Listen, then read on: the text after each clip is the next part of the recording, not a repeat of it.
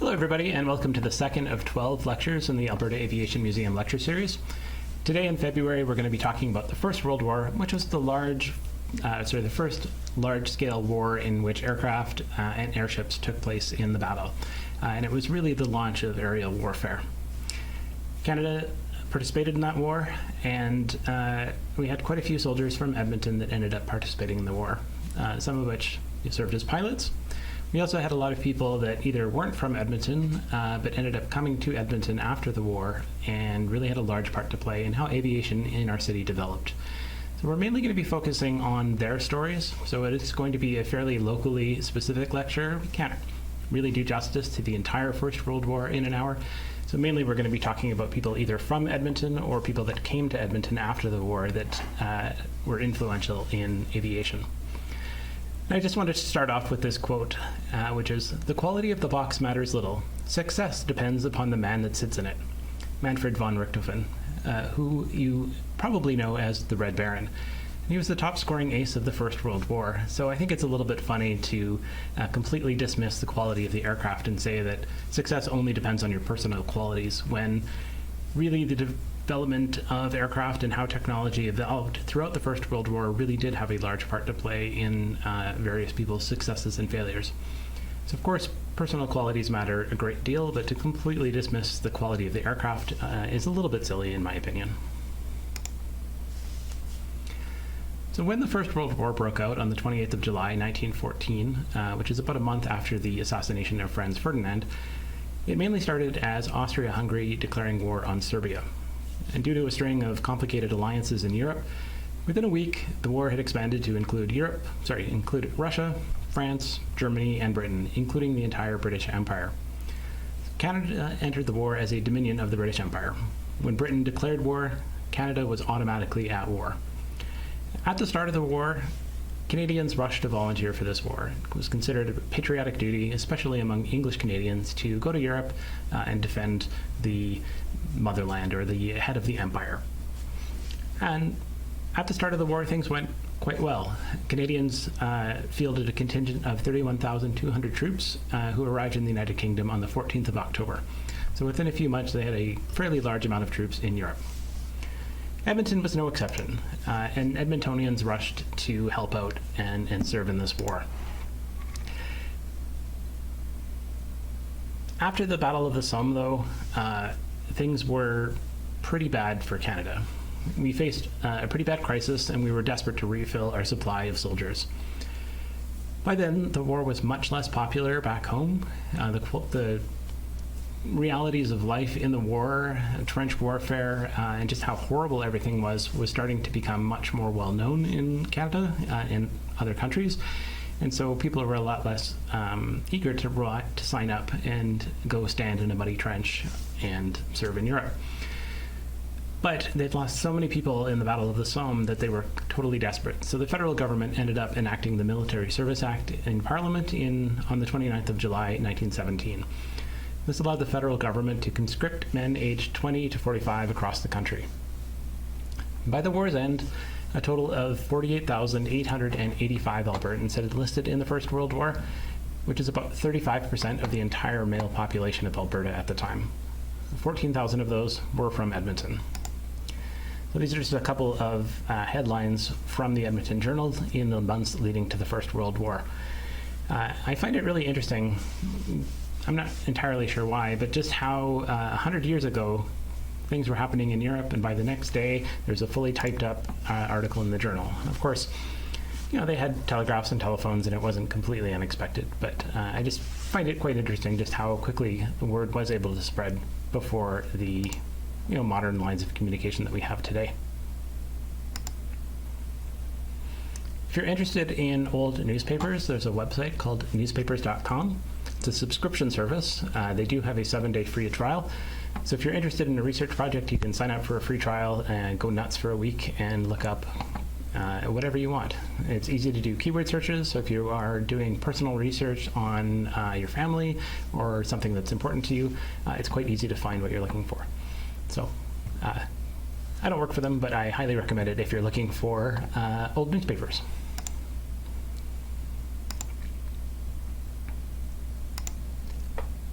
So, of course, not everybody was treated equally in the First World War. So people of British descent, of course, were eager to sign up and go to Europe and serve in the First World War. But immigrants of countries that were considered our enemies in the First World War were treated particularly poorly during the war. So we had set up internment camps in Alberta for these what were considered enemy aliens. And even some that were not interred were forced to work in the city. They were not allowed to leave the city without permission, and then they had to frequently report to police. So it was a pretty bad situation for all. When Edmonton amalgamated with Strathcona and North Edmonton in 1912, the population was 53,611. A year later, it had jumped to 67,243 thanks to a booming economy. The 1914 municipal census revealed that 72,516 people called Edmonton home. And unfortunately, the real estate bubble collapsed and brought the economy down with it. Thousands of men were out of work, which really helped fuel recruitment when the war was declared that summer. Life in Edmonton was not amazing. Inflation and shortages caused hardships across the city. People with limited incomes really struggled quite severely during the war. So the government ended up enacting rationing to combat shortages, to try to make it equal for everybody. But they also enacted censorship, curfews, alcohol prohibition, and income taxes. So a lot of changes for people back home. By the 1915 census, the population of Edmonton was down to 59,339, falling to 53,846 in 1916, and 51,000 in 1917, and then rebounding only slightly in 1918 to 53,000 before jumping up again to 60,000 in 1919. So I have a graph here that depicts this decline in population, and the huge jump that you see between 1911 and 1912 is a little bit misleading because this is when Edmonton merged with Strathcona and North Edmonton. So the population of the city jumped significantly, but if you see the general trend, it's kind of trending along the same lines. But there's this massive decrease in population when the First World War breaks out, and so many men leave to go and serve in the war. To put it into context, not beyond 1922 to the last 100 years, you can see this drop is not the only drop in population that we've had, but you can definitely see it quite distinctly in the larger picture.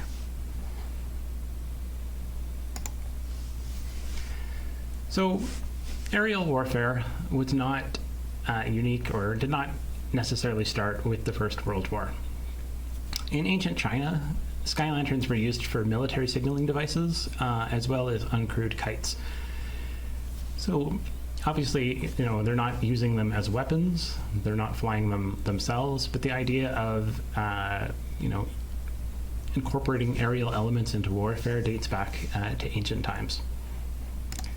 Larger crewed kites were also used, and you could send up a man hooked up to this kite and use it for observation and signaling as well. And when the crewed balloon revolution kicked off in the late 18th century, their use in warfare was immediately recognized, but they were fairly limited in scope. So Napoleon hired a female aeronautist to draw up invasion plans of Europe using balloons, but obviously that didn't actually happen. So it was really in the American Civil War that balloons were first used in warfare, and primarily as observation posts to direct artillery. In 1909, the Wright brothers built their military flyer, and it was really the world's first military airplane.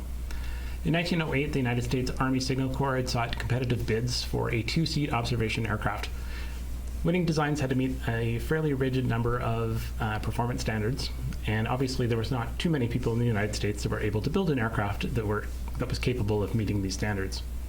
So the Wright brothers put together an improved version of their flyer as a two-seat observation aircraft, and then flight trials began at Fort Myer, Virginia on September 3rd, 1908, so about 5 years after their first flight. The first few days were quite successful. They had a number of successful flights, and then tragedy occurred, and Orville Wright ended up crashing with Lieutenant Thomas Selfridge on board, who was an observer with the United States Army. Orville survived with fairly severe injuries, but Selfridge was killed. becoming the first fatality in a powered airplane. On June 3rd, 1909, though, the Wrights returned to Fort Myer with a new airplane to complete their trials. It satisfied all the Army's requirements, and so the Army purchased the aircraft for $30,000 US. And then they conducted their own flight training at a nearby college in Maryland. In 1910. In 1911, they ended up donating the aircraft to the Smithsonian. So it wasn't it wasn't ever used in warfare, but it really was built as a demonstration aircraft to kind of prove what aircraft were able to do and how they could be used in warfare. Also in 1911, we have the first real use of aircraft and airships in war. So this is the 1911-1912 Italo-Turkish War. So though at this time that Britain decided to create a committee to examine the issue of military aviation. So that led to King George V signing a royal warrant establishing the Royal Flying Corps on the 13th of April 1912, and later the Royal Naval Air Service on the 30th of June 1914, which was formed from the naval wing of the Royal Flying Corps, but under the command of the Royal Navy. Canada did not have its own air force at the time, so Canadians wishing to fly needed to enlist in Britain, which wasn't particularly surprising. And at the beginning of the war, everybody was basically just joining up under Britain. So in the Italo-Turkish War of 1911, the types of aircraft that were primarily employed were the Blériot 11, which is probably more famous as a pioneering aircraft, and it was the aircraft that Louis Blériot used to cross the English Channel for the first time. There's also the Nieuport 4, which is an early training, sporting, and reconnaissance monoplane. So, interestingly enough, monoplanes were used even before the First World War in warfare. The most formidable aircraft the years before World War I were airships rather than heavier than air aircraft. Airships are large, self-propelled craft. They have a rigid structure covered with fabric, and inside are gas bags containing lighter than air gases such as hydrogen. Most completely ambitious and large examples of these were designed by Count von Zeppelin, and thus named Zeppelins.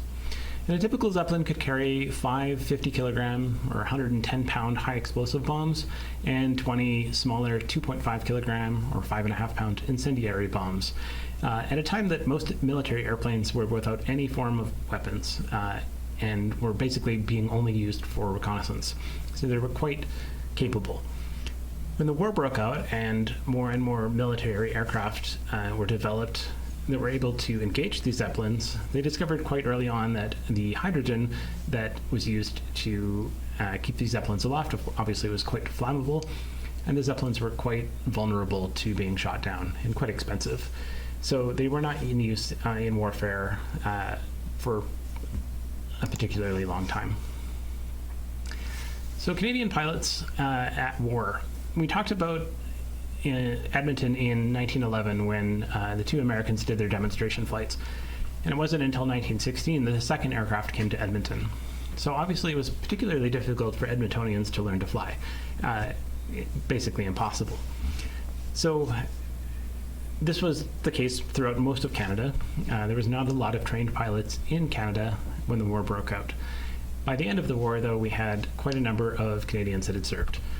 So in the Royal Flying Corps and the Royal Naval Air Service between 1914 and 1918, we had 22,812 Canadians. Of those, 1,388 were killed in the war, 1,130 were wounded, and 377 were captured and taken prisoner.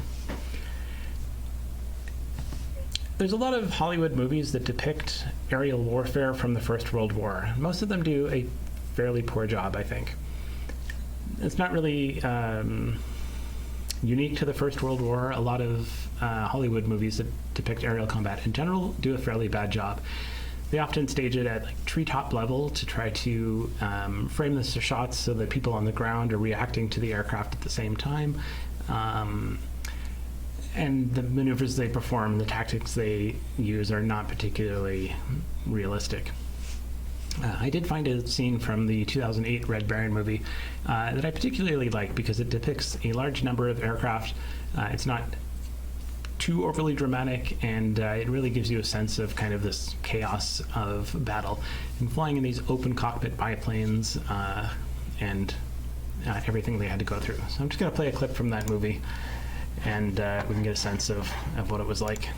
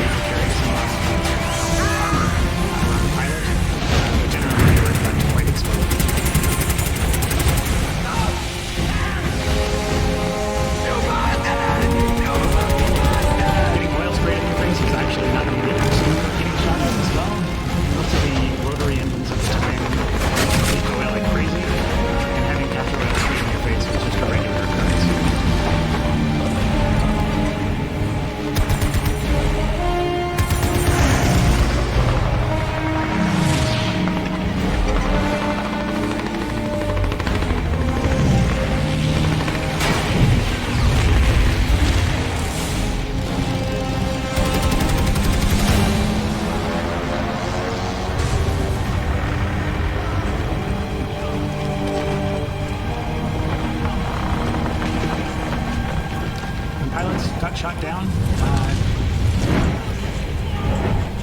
Some of them survived. Most of them did not. Parachutes were not particularly trusted, so a lot of pilots did not wear parachutes during the First World War. And generally, fire was considered a much worse problem than going down with your aircraft. So I'll let you go watch that movie yourselves if you are interested in what happens to that pilot. So, how did Canadians come to fly for the Royal Flying Corps? In many cases, it really depended on what they did before the war. And at the beginning of the war, Britain's Royal Flying Corps would only consider officers that had prior aviation experience. Nobody would be accepted unless they had already had a pilot's license that was issued by the Fédération Aéronautique Internationale, or the FIA.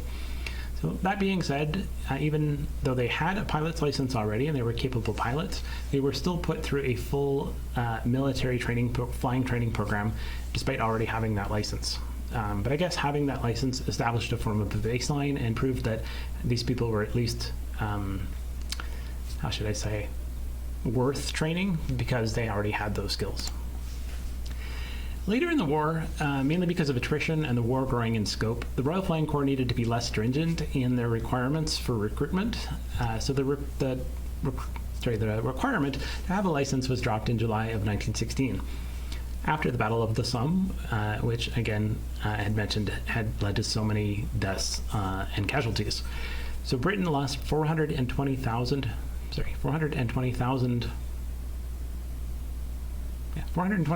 British soldiers and 200,000 French soldiers were killed in the battle.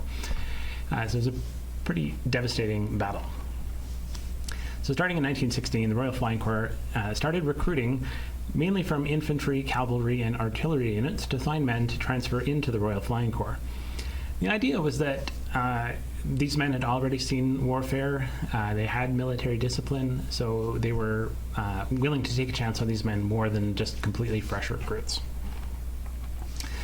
So a lot of these people that were recruited had definitely had dreamt of being pilots much earlier in the war, but they just hadn't had that opportunity. They really wanted to fulfill their patriotic duty and were hoping to be able to transfer into the Royal Flying Corps at some point. A lot of the pilots from Edmonton that we're going to talk about today are going to fall under this category because they just didn't have the opportunity to learn to fly before they were over in Europe. So recruits in the Royal Flying Corps had to undergo a medical test, but the tests were not particularly stringent. So there's a lot of stories that soldiers were wounded in combat, and then as they were recovering from hospital, they ended up being recruited into the Royal Flying Corps or the Royal Naval Air Service. There's a few stories of pilots that failed their colorblind test, but it was waived and they were accepted into combat as well. And even pilots that had problems, like chest problems that ended up leading to blackouts, they said, it's fine, it'll be fine, come to the Royal Flying Corps anyway. Later on, they started increasing these started being stricter in their tests because it was leading to too many problems. This quote from Charles Hendershot, "I would rather commit suicide than join the Army," is probably something that a lot of people in the Air Force would kind of somewhat agree with and chuckle at. But it was a real case by the middle of the war because there was so many horror stories of what trench warfare was like that there was real reluctance for people to join up and serve as infantry units in the second half of the war. So Charles Hendershot ended up going to Europe during the Royal Flying Corps, and then he died in a training crash in England, aged 19. So even being a pilot was not particularly safe. Once recruits were accepted by the Royal Flying Corps, they had to go to ground school.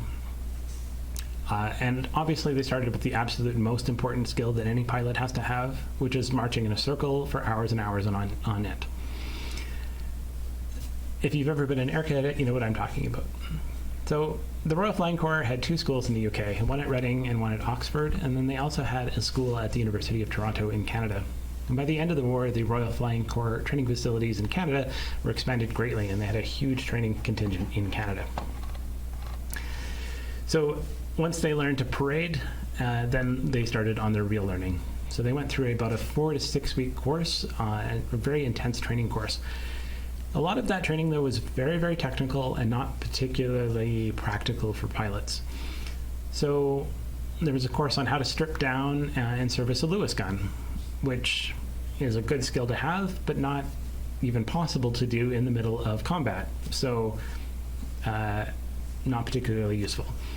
There was courses on stripping down wings and repairing the linen on aircraft, useful for maintenance crews and ground crews, not particularly useful for pilots. There was a lot of courses on the very specific science of how aircraft instruments worked. Don't really need to know that, you just need to know that they work and how to use them. And it was not until very, very late in the war that they had any classes on the theory of flight or the mechanics of flying. So probably the most important aspects of that training was completely skipped until very late in the war. Once they completed ground school, they were taken up on familiarization flights. Early in the war, the training aircraft were quite poor. They could barely fly, and they were particularly poor as trainers. The stall speed and the maximum speed of the aircraft were so close to each other that they basically flew on the margin of stalling all the time, which made them quite dangerous.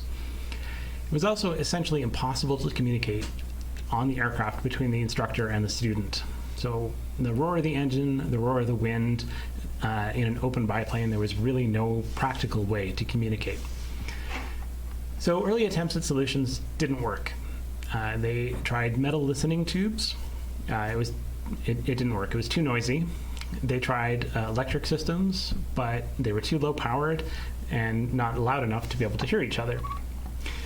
So students ended up learning by getting briefed on the ground and then by observation. So they would lightly put their hands and their feet on the controls and then observe what the instructor was doing and try to emulate them.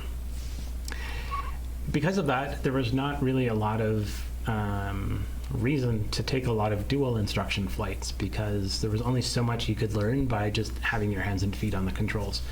So pilots ended up going solo after only 2 to 3 hours of dual instruction, which is pretty amazing, but also led to a lot of problems, as you might imagine. And sorry, part of the other reason for this is, the instructors also didn't have a background in the mechanics and theory of flight, so they didn't have a great way of being able to explain a lot of these things to their students early on in the war. As they got more and more experience and essentially built up this training program, by the end of the war, the training program was quite good. But early on, it led to a lot of problems, and it was very costly, both in training aircraft that were lost and also students that were lost. It wasn't until the Gosport tube was invented in 1917 that this communication issue was really solved. So the Gosport tube is a voice tube that's not unlike a stethoscope. So it's a hollow rubber tube. The sound is transmitted down the tube and directly into the student's earpieces. So this allowed for good two-way communication in the aircraft. So the instructor could speak through the tube to the student could speak through his tube to the instructor. And it actually worked quite well. So pilots spent quite a bit longer flying solo than they did dual. They were typically done in about 10 to 20 hours of flight training. After that, they went on to higher training squadrons, where they were flying rotary-powered aircraft for the first time, which were, building them up to the actual aircraft that they would fly during the war. So they were much more difficult in some ways because they were higher powered, but they were also easier because that extra power in some ways made them safer because they could fly well past the stall speed of the aircraft. So after this, they would specialize, and then they would go on to either become fighter pilots, fighter-bomber pilots, or observers if things didn't quite pan out for them. So switching to some of these actual pilots, we'll start with some that people are probably familiar with. So Clydell Haggerston Punch Dickins is obviously a very famous pilot. His nickname, he's generally known by his nickname Punch Dickins, and Punch was a nickname that even he wasn't entirely sure how he acquired. So Dickens was born in 1899 in Portage-la-Prairie, Manitoba, and he moved to Edmonton in 1909 when he was about 10 years old. So he went to Spruce Avenue School, and then he studied mechanical engineering at the University of Alberta, starting at the age of 16 in 1914. He pretty quickly got bored of engineering, and he enlisted in the infantry in the Canadian Army and served with the 196th Western Universities Battalion as a company clerk. He then transferred to the Royal Flying Corps in September of 1917, and he went to the Royal Flying Corps School of Instruction at Acton. After he completed his training, he became a bomber pilot and served with No. 211 Squadron RAF in France from about May of 1918 to February of 1919. And Punch Dickins flew a wide variety of aircraft during the war, including the DH-6, the BE-2E, 2D, RE-8, DH-4, and mainly the Airco DH-9 bomber. So we'll just take a look at some of these. The Airco DH-6 was a military trainer biplane. It was considered extremely safe and extremely forgiving. So some people actually complained that it was too safe because it didn't properly prepare pilots for the difficulties of flying the more challenging aircraft like the Sopwith Camel, which was a notoriously difficult aircraft to fly and led to a lot of deaths when pilots were not able to entirely figure out how to get out of trouble. The BE-2 was the 2D that he flew was a dual control version of the C, and the C was a purpose-built observation aircraft. The 2E, the Royal Aircraft Factory BE-2E that he also flew, was the operational replacement for the C model. The E had sesquiplane wings, allowing for less spars, and also had ailerons on both upper and lower wings. It also had a different horizontal tail.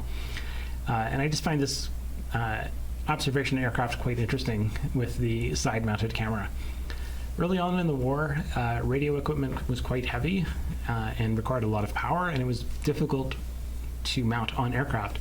So there was not really radio communication from observation aircraft to the ground, so they had to come up with other ways of communications, including, dropping signals and dropping film canisters. It was a pretty unique challenge to overcome. So there's the 2C. And the RE-8 was another British two-seat reconnaissance airplane and essentially designed to replace the BE-2. The Airco DH-9 bomber that Punch Dickins mainly flew was a single-engine biplane bomber intended to replace the DH-4 with a new fuselage and upgraded Adriatic engine. But when it reached service, the Adriatic engine's performance was not remotely up to snuff, and it was very unreliable. So, as such, it was actually significantly worse than the DH-4 that it was intended to replace. So, as such, they lost a lot of early DH-9s. They went back to the drawing board and redesigned some of the most problematic elements, including fitting an American Liberty L-12 engine, which boosted its performance significantly and reliability. But generally, the DH-9 was considered a complete disaster, so it's quite lucky that Punch Dickins ended up making it out of the war alive. Was Punch Dickins an ace? Popular story goes that he was one of the only bomber pilots from the First World War to achieve an ace status. An ace status is that you've downed 5 enemy aircraft, and generally that's not something you do as a bomber pilot. He did attribute his success to having a good teammate and skilled gunner, which was Jock Adam. Records for kills in the First World War are not as well kept as they were in the Second World War. In the Second World War, they had gun cameras, so they were able to confirm things easier than in the First World War. So a lot of researchers have only really been able to find 2 confirmed kills for Punch Dickins, but people that knew him swore that he had 7. His family that have his original logbooks say that there was 7. So the number is either 2 or 7. It's not entirely clear. In any case, he did earn the Distinguished Flying Cross, and he returned in February of 1919. So when he came back to Canada, he re-enrolled in engineering at the U of A, and then got bored of that again, and decided that actually he really wanted to be a pilot. So he ended up joining the Canadian Air Force, and became one of the original officers of the Royal Canadian Air Force when it was formed in 1924. And then obviously after that became a very famous bush pilot. So we're going to revisit Punch Dickins in later talks. Early aircraft, fighter aircraft in the First World War had some issues. As early as 1912, people from Vickers were experimenting with machine gun carrying aircraft. And the first concrete result of that was the Vickers Experimental Fighting Biplane 1, which was featured at the 1913 air show. Part of the problem was they did not have a way of firing machine guns through the propeller blade. And mounting the machine guns on the fuselage pointed straight forward made it significantly easier for pilots to point their aircraft in the direction they wanted to shoot and pull the trigger. Early aircraft like this FB-2 gun bus solved the problem by having a pusher configuration. So with the propeller in the back, that left the fuselage at the front open for this turret-mounted, scarf ring-mounted gun, which could fire in any direction. But pusher aircraft like this had quite a bit more braces and spars than tractor aircraft, which made them slower. So they really needed to come up with a different solution. Aircraft like the Newport 16 had a gun that was mounted above the wing. So the pilot would actually have to move the gun into position and stand up to shoot, which was also very difficult. So there was this big push to develop a gun that was able to fire through the blades of the propeller without shooting it off. And this is one particular design. So I'm just going to play this. And I'll skip ahead a little bit. So this is a mechanical gear that physically interrupts the gun so that it cannot fire as the propeller is passing in front of it. So it's a pretty complicated set of gears. And it was fitted on the Sopwith Pup and Fireplane, and then fitted to early Camels. So as you can see, it's rigged up to the engine so that it literally physically stops the guns from being able to fire as the propeller blade is passing through it, which seems pretty much foolproof. Sped up. Obviously, this is still actually slower than it would in real life, but when you're hearing it, you can't really hear the interruptions.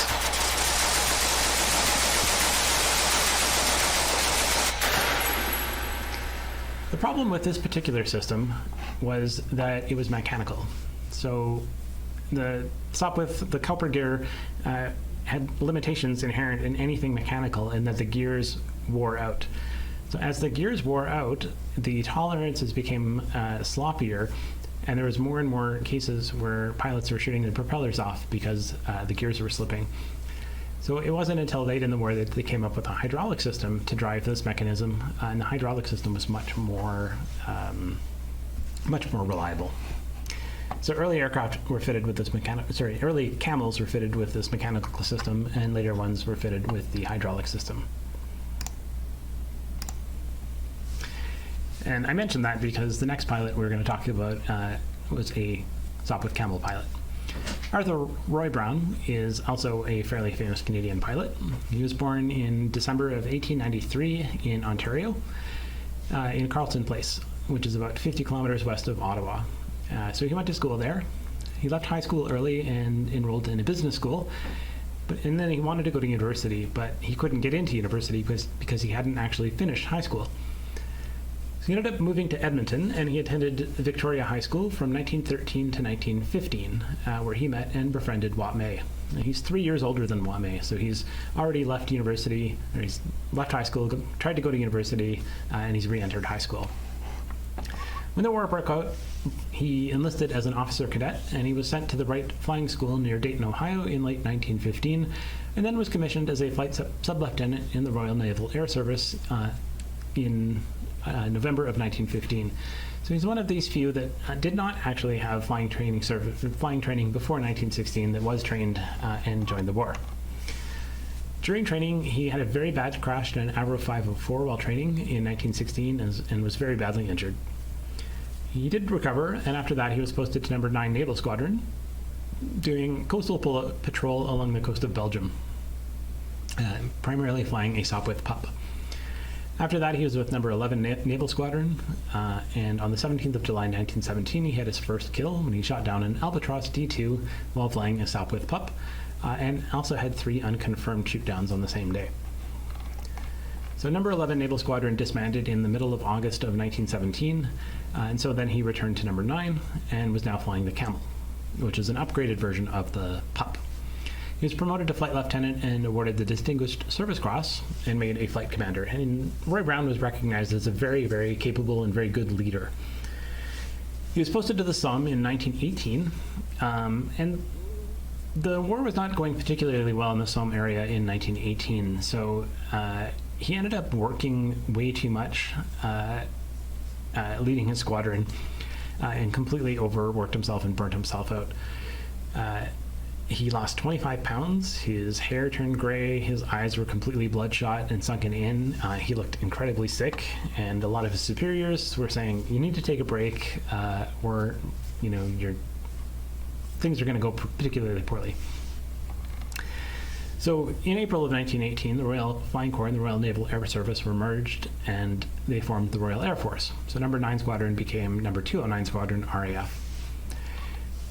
He is particularly famous for participating in the Wop May Red Baron fight, which I'm going to cover when I talk about Wop May. But just know that about 9 days after that particular fight, he was admitted to hospital with influenza, nervous exhaustion, and that basically ended his flight career. So he was briefly a flight instructor, but he had another very bad crash that sidelined him for the rest of the war. When he came back to Canada, he was back in Ontario. He started a small airline in 1928. Primarily, he was an accountant during that time. He had a failed bid for the Ontario legislature, and primarily, he was a dairy farmer. So his big connection to Edmonton was that he came to Edmonton for a couple of years, where he met Wop May, which is going to become very, very important in Wop May's story. So here's Roy Brown's attestation papers. This is the Avro 504, which is mainly a training aircraft. It was used operationally at the beginning of the war, but by the time war really started, it was basically out of date. But it was a capable trainer, so they used it primarily as a trainer, and there was thousands made. A lot of these ended up back in private hands after the war and were used as flight trainers, private aircraft, and also as passenger-carrying aircraft. So he was posted to number 9 Squadron. He was flying the Sopwith Pup. And the first kill that he had, he shot down the Albatross D2. And then the last aircraft he was flying was the Sopwith Camel. And Camel was a First World War single-seat biplane aircraft that was introduced on the Western Front in 1917. Developed by Sopwith Aviation Company as basically an upgraded version of the Sopwith Pup. And the Camel became pretty much the most best-known Allied fighter aircraft of the Great War. It's powered by a single rotary engine and armed with twin synchronized Vickers machine guns. Camel was known to be particularly difficult to handle, although it was very highly maneuverable in the hands of a skilled pilot, which is a vital attribute for a successful dogfighter in the First World War. So the dogfights are often relatively low speed, low altitude, and so they need to be particularly maneuverable to be successful. Camel pilots were credited with downing about 1,294 aircraft in the First World War, which was more than any other Allied aircraft of the conflict. Wop May is obviously one that probably everybody has heard of. Wilfrid Reed Wop May was born in 1896 in Carberry, Manitoba, to Alex May and Elizabeth Reed. Alex May had a business, A.E. May and Company, Carriages and Implements. They had 2 older kids, Elgin Court in 1892 and Vera Bell in 1893. Winds of change were blowing in Canada, and it looked as though Liberal leader Wilfrid Laurier would end up unseating the Conservatives after they had been in power for 22 years. And Alex May was a particular fan of Wilfrid Laurier, so he ended up naming his son after the future Prime Minister Wilfrid Laurier. So that's why his name is spelled with an I and not in E. Unfortunately, Alex May was getting into politics at the time. He was elected to town council in 1899 and then became the mayor of Carberry in 1901. He wanted to serve as a Liberal MP, but that was not going to happen in the prairies. So he ended up just heading west, following his brother to Edmonton, which was in the Northwest Territories, in 1903. During the trip, they visited a young 2-year-old cousin of Wop May's who couldn't pronounce the name Wilfrid, so they gave him his new moniker, and she called him Woppy, which was shortened to Wop. A lot of people ask me now, like, well, isn't that a slur against people of Italian descent?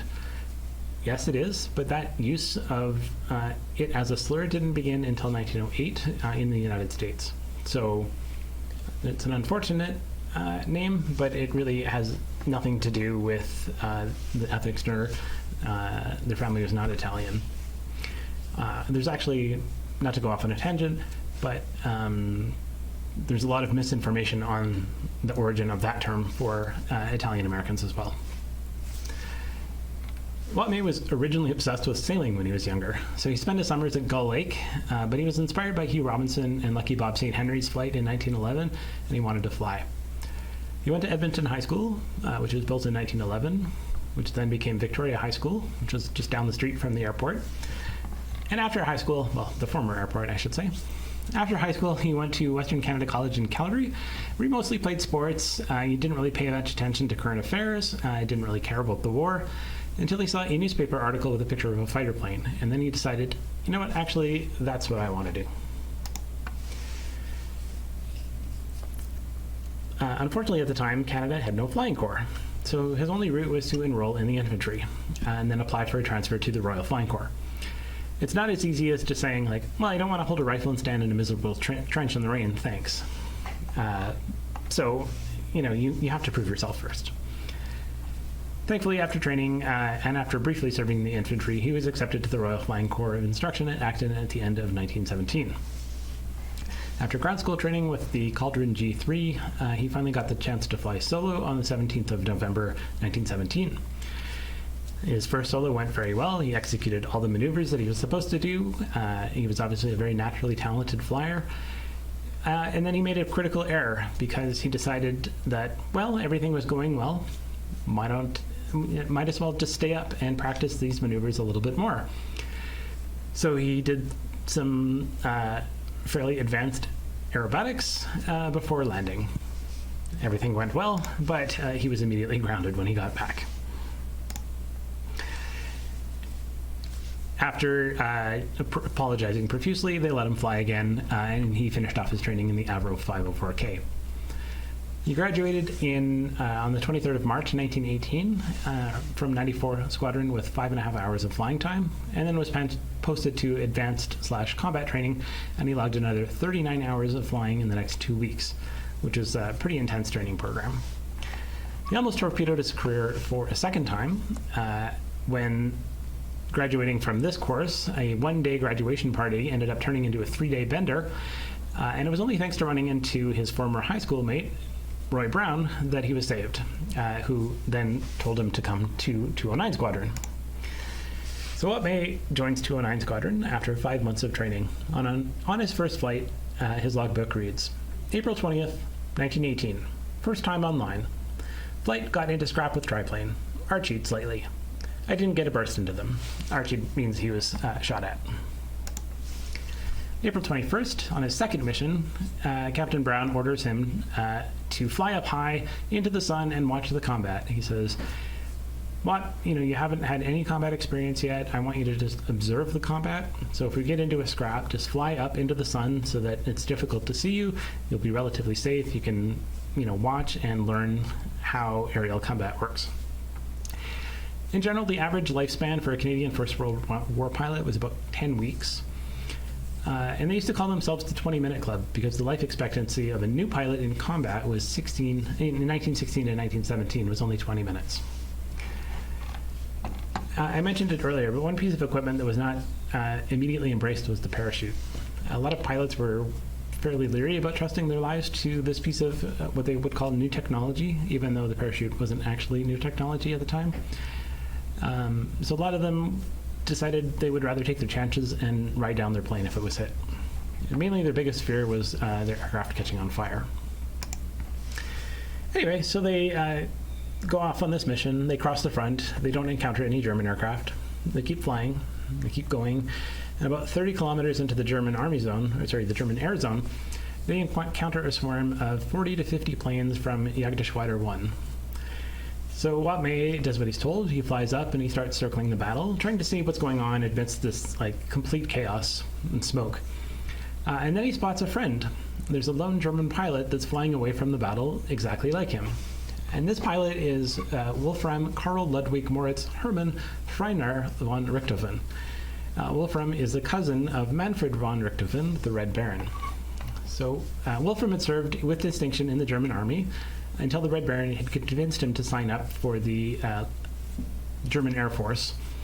So Wolfram basically was told exactly the same thing as Wop May. You haven't had a lot of combat experience, so if we get into a scrap, just fly up and observe the battle. So Wop May sees this lone German pilot up by himself, and he decides, why don't I go and try to shoot that guy down? So he starts chasing this aircraft. Wolfram spots him coming and ducks behind some clouds with Wop May on his tail. When they come out of the clouds, Wop May finds himself right in the middle of the entire flying circus.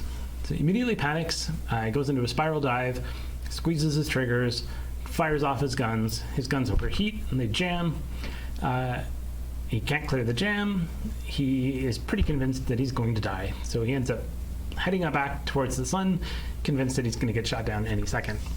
He almost got away, and then he starts seeing a few bullets hit his wing. He turns around, and there's a red Fokker DR-1 triplane on his tail. April 19, having a red Fokker DR-1 triplane on your tail is about the worst thing you could possibly imagine, because this means that it's the Red Baron, who at this time had 80 victories, 80 shoot-downs, the most recent of which were the previous day, where he shot down British ace Major Richard Raymond Barker, who was killed, and Second Lieutenant David Lewis, who ended up surviving. So he dodged and weaved and he tried to get away, and his inexperience probably saved his life, because his movements ended up being very unpredictable. He didn't know what he was doing, so his dodging and weaving were not really what you should do. So it was very difficult for the Red Baron to predict it. So for about 24 kilometers, they flew west, barely above treetop level, and into the Valley of the Somme. Wop May ran out of options. The Red Baron was barreling down on him, and then his friend Roy Brown, who had seen the chase, decided to come and help Wop May. So he makes a pass on the Red Baron, shoots at the Red Baron, pulls away to Valiant, hitting the ground. Richtofen kept pursuing May, and Roy Brown turns around to look, and he sees the Red Baron crash. He'd been shot through the chest. Soldiers on the ground rushed up to his aircraft. He was barely alive when he crashed and then succumbed to his injury. Their contraption was to change history for millions of men, including our guest father seated at the microphone this evening. And this is Wop May. His history is practically the history of air development in Edmonton. With his brother, he started the first Western Canadian Commercial Flying Company in 1919. He pioneered air service to the Mackenzie District, flew the first airmail into a classic, made the famous Mercy flight to Vermilion in 1929, assisted in the Albert Johnson hunt in 1932, has been a bush flyer, done barnstorming, and practically lived in a plane since the First World War. We are proud to introduce Captain Wilfred Reed May, Western Canada's famous flyer. Captain May? Spoiler alert. Thank you very much, Dave. You flatter me. It's hard to imagine that I actually did all those things. Well, we have paper to prove it, Captain May. Before we go any further with this interview, though, we want to take this opportunity of clearing up a matter that has always intrigued us. Where did you get the nickname Wop? I got that when I was 6 years old, Dave. It was given to me by my cousin, Mary Swanson. She's the daughter of the late Judge Swanson, Kamloops. She was only 2 years old at the time, and she couldn't pronounce my name, Wilfred. The nearest she could come to it was Wop, and I've been called that ever since. I see. Well, before we come to your actual flying career, we'd better bring our audience up to date on your early history. Captain Wop May was born on the 20th of March in 1896 at Carberry, Manitoba. With his father and family, he moved to Edmonton in 1902 and has, except for a few odd years, lived in Edmonton ever since. Now then, Captain May, I'd like to know when you saw your first airplane. I remember it very well because it was then and there that I decided my career would be in the air. A fellow named Robinson brought a plane to Edmonton exhibition in 1910. And it so fascinated me, I hardly left the machine from the time it was assembled from the time it was dismantled and shipped away. I see. Most of our listeners are familiar, Captain May, with the fact that you were in air race in the last war. Could you tell us something about it? Well, I didn't actually join the Air Force when I first enlisted. I tried to get in, but they weren't enlisting for the Air Force at that time. I went overseas with the 202nd Battalion, and when I got to England, I took another crack at it. I applied for a transfer and finally came through. So I spent the rest of the war in the Royal Flying Corps and the RAF. If we were to ask you, Captain May, what your most exciting experience in the First World War was, what would it be? It was undoubtedly the experience I had in my first flight over the lines. Roy Brown, a school chum of mine, who had gone to Victoria High with me, was my flight commander. We engaged the circus, and I was fortunate enough to shoot down a German plane.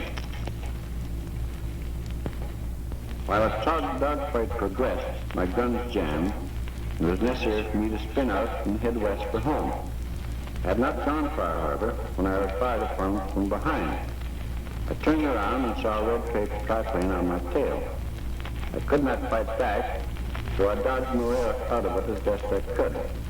I felt something like the character in Alice in Wonderland, who said, "Will you walk a little faster," said the tortoise to the snail. "There's a dragon close behind me, and he's treading on my tail." Roy Brown, Frank. So there's a lot of controversy, or there was a lot of controversy as to what exactly happened with the Red Baron. For the longest time, Roy Brown was credited with the kill. But more modern research has shown that the fatal bullet that hit the Red Baron came from below and was most likely fired by anti-aircraft fire. So it was likely an Australian anti-aircraft anti-aircraft soldier that shot him down.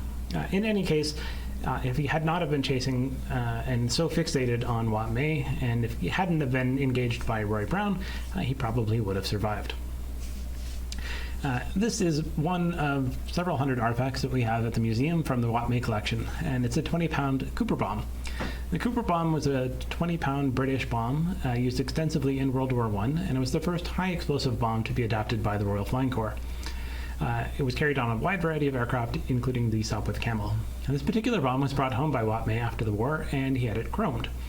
So the main body is made of cast iron, the afterbody is made of wood, and the fins are sheet steel. So it should not actually be chromed, but it looks much fancier than it actually is. George Gorman is another Edmonton-associated pilot who was also linked with Wop May. So George Washington Gorman was born in Warrendale, Oregon, and he moved to Edmonton with his family from Chicago in 1906. George Gorman ended up serving as a bomber pilot with the RAF. He joined the Royal Flying Corps from Calgary in 1917, trained at Long Branch on Lake Ontario, and then went to the School of Military Aeronautics in Toronto. So he spent 5 weeks studying airplane construction, engines, theory of flight, astronomy, wind, machine guns, photography, bombs, map reading, all that stuff. So he ends up serving overseas, and he gets shot down on August 8th, 1918, probably by a Lieutenant A. Scheicher of Yasta 34 while he's flying a Camel with 73 Squadron RAF, and becomes a prisoner of war. And interestingly enough, Wop May was also injured in the same battle that George Gorman was shot down in. So this article is from the Edmonton Journal, and it tells the story of him being shot down. And he was able to, as a prisoner of war, he was able to write back to his family, and that letter was published in the Edmonton Journal. So you can pause the video if you'd like to read it. George Gorman, after the war, comes back, and he ends up partnering with Wop May, and they kickstart aviation in Edmonton. So we'll talk about him again in March. Lee Brentnell, or Wilfred Lee Brentnell, is also another famous local pilot who was born in Ontario in 1895. He joined the Royal Flying Corps in Canada in 1917, and he served until 1919 at the Royal Flying Corps at Fort Worth, Texas, and the RAF at Camp Borden, Ontario, as well as the RAF at Uphaven, England, primarily as a flight instructor. He was very badly injured in a training accident in 1918, and typically during the war he was flying the Curtiss JN-4 Jenny. After the war he ended up in Edmonton, founded Mackenzie Air Service, became a bush pilot, and we'll talk about him much later. This is another very interesting artifact from the Aviation Museum collection, and it was only donated last year. A local family had grown up in Glenora, and their neighbors had this coat in their house that was left from the original owners, and they didn't know the story of the coat or who it had belonged to. But it had gotten passed down through subsequent owners of this house. And then the neighbor, who was Doug Matheson, decided to do some research. And he found out that the original owners of that house was Lee Brentnell. And this coat is a Royal Flying Corps pattern flying coat. So if you compare it to the coat that he's wearing in the photo, they look almost identical. The big difference that I noticed is that the flap around the chin in his photo is got square edges, and our coat has round edges. So I don't think it's the exact coat, but it's very likely that it was Lee Brentnell's coat. Moss Burbridge was born in England on April 15, 1896, and educated at Pocklington School. He was commissioned as a lieutenant in the Royal Field Artillery at the outbreak of the First World War, and then he transferred to the Royal Flying Corps a year later, where he earned his pilot's wings. So he took gunnery school training, and then he served as a flying instructor until early 1918, and then he was sent to France with 115 Squadron Royal Flying Corps flying Handley Page bombers. As an operational airman, he primarily flew night raids into Germany with the Independent Air Force. And then after the war, he remained with the Royal Flying Corps as a flight lieutenant, served in India with 63 Squadron. He was transferred to No. 1 Flying Training School in England as an instructor. And when the Fleet Naval Arm was formed in 1925, it sent its students to train under Burbridge's command. So here's his attestation papers. And the aircraft that he was flying is, I think, my favorite aircraft of the First World War. So it's a specialized heavy night bomber, the Handley Page 0100 or 0400, which is just an upgraded version. And if you see a picture of this aircraft by itself, you don't quite get a sense for the scale. To put it into context, this aircraft is 62 feet long with a wingspan of 100 feet. So to compare that, the Avro Lancaster of the Second World War, it has a length of 67 feet and a wingspan of 102 feet. So it's about the same size as a Lancaster. And interestingly enough, they're both powered by Rolls-Royce liquid-cooled V12 engines. Handley Page's engines are about 360 horsepower each. There's 2 of them, whereas the Lancaster had 4 Merlins of about 1,280 horsepower each. The Handley Page could carry about 2,000 pounds worth of bombs, and the Lancaster, obviously it's a pretty unfair comparison, but the Lancaster could carry 14,000 pounds of bombs. But even so, being able to carry 2,000 pounds of bombs in this bomber in the First World War is quite an accomplishment. There's some O-400s as well. So what does Moss Burbridge have to do with Edmonton, you ask? When Moss Burbridge left the Royal Air Force, he was offered 3 jobs, 2 of them in India and 1 of them in Edmonton. And the job that he took was in Edmonton. So he ended up coming to Edmonton to become the chief instructor at the fairly newly formed Edmonton and Northern Alberta Aero Club, or Edmonton Flying Club. So he was the Flying Club's second flight instructor after Wop May resigned. Keith Tellier was another Englishman who served as an instructor in the Royal Flying Corps at Reading, primarily in the Avro 504. This would influence his later decision because he ended up moving to Edmonton after the war. He briefly formed a taxi company, and then he bought a surplus Avro 504K and formed the Edmonton Aircraft Company, which conducted the first passenger flights in Alberta.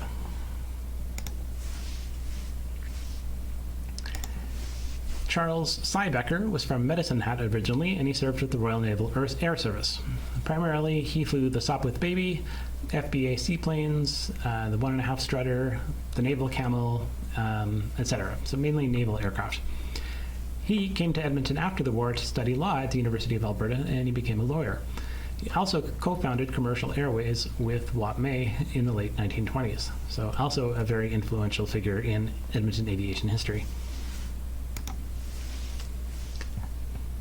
Oh, there's his attestation papers and one of the FBA seaplanes that he flew, which if you've been to the museum is somewhat similar to the Viking.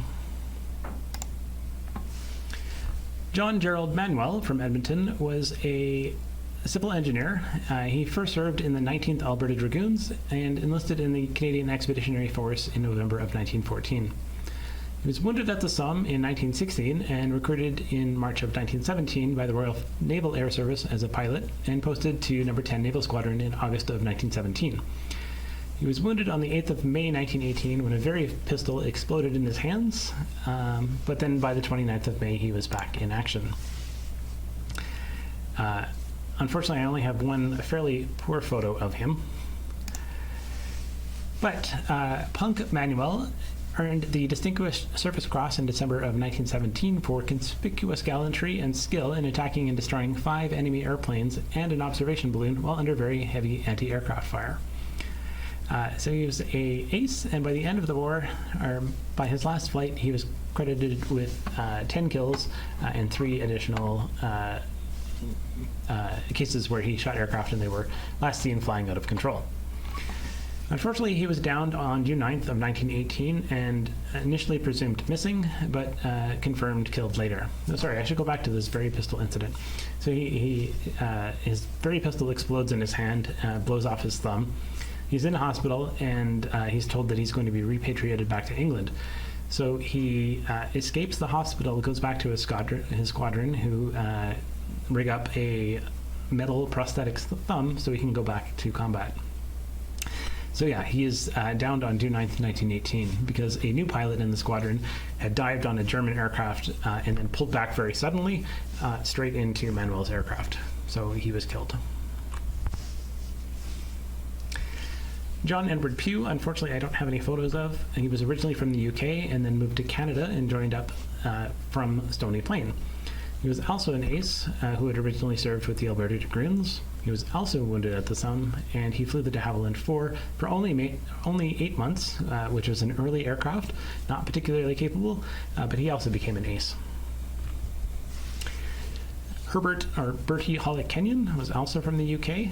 He moved to BC as a child and joined the Canadian Army in 1914, fought at the Somme and Ypres in 1916, and was wounded in both battles. was medically discharged in 1916 and transferred to the Royal Flying Corps in 1917. Went to the School of Aeronautics at the University of Toronto, then the Royal Flying Corps' winter training facility at Fort Worth, Texas, and then Camp Borden, Ontario. So he was instructed at Borden and then posted to the UK right at the end of the war and served in the RAF until 1928. After that, he became a very famous bush pilot in the late 20s, and then later worked for Canadian Pacific in Edmonton for 2 decades. And we have a neighborhood named after him in Edmonton. So that's it. That's not all of the pilots that were from Edmonton or that are associated with Edmonton, and obviously only a small part of their story. So in March, we're going to pick up with what happens to a lot of these pilots when they come back to Edmonton after the war. So finally, before the war, we have no trained pilots in Edmonton. After the war, we have a fair number of trained pilots come back to Edmonton, Calgary, other places in Edmonton. They love flying, and they really want to make a career of it. So they're the ones that really are figuring out how to make aviation an actual viable career in Edmonton. So we're going to revisit a lot of the people that we talked about in March and talk about this huge boom in 1919, but then also subsequently a huge crash very shortly after that when a lot of these people actually can't make it happen. So thanks, and I will see you all in March.